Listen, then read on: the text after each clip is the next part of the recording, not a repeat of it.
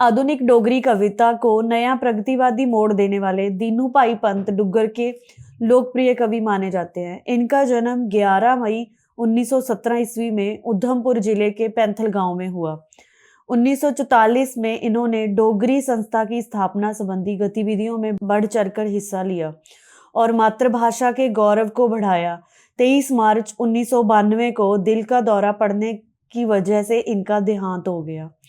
इनकी मुख्य रचनाएं इस प्रकार हैं: गुतलू कविता संग्रह, मंगू दी शबील लंबी कविता,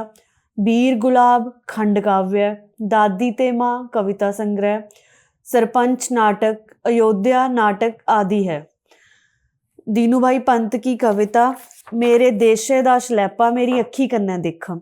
दूरें दूरें तानी जिथे नजरें दी पहुंच, खुले पहाड़े सैले जंगले दी रौंस, घने घने बूटे पर पखरू वसौण, गाण मिठे सुहाने गीत नवे नित नित, मेरे देशे दा शलैपा मेरी अखी कन्नै दिख, घिरी घिरी घारें दी किंगरे पर छाए, बदल समुंदरी स्नेह लेई आए, बिजली दी ज्योति सुची आरती बनाई, पूजा करी झुकी झुकी बैठे पैरे विच, मेरे देशे दा शलैपा मेरी अखी कन्नै दिख, कुदै उच्चे उच्चे शंभ हसी हसी पौण, कुदै निके निके नाड़ू नसी नसी बौण, टक्किएं दे सिरें पर ठंडी ठंडी वाह, 5-7 राही आई बैठे बोड़ी हिठ, मेरे देशे दा शलैपा मेरी अखी कन्नै दिख, ओ अत धारा कुसै बंसरी बजाई, मिठी मिठी सुरा किश गल समझाई,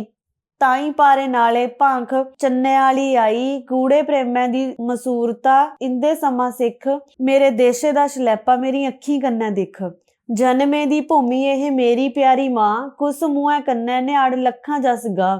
आदरे दे भाव कियां अखरें गणा, कियां तुकी दसां के है मेरे मनै विच, मेरे देशे दा शलैपा मेरी अखी कन्नै दिख, नाड़े पत्ते पत्ते विच वसै मेरी जान, एदे फुल्ले फुल्ले विच हस्सै मेरे प्राण, इन्ने जन्नी बूटे मेरी मुंडां दी पछाण, भुक्खा मरी जा भावें नहीं मंगी खां भिख, मेरे देशे दा शलैपा मेरी अखी कन्नै दिख।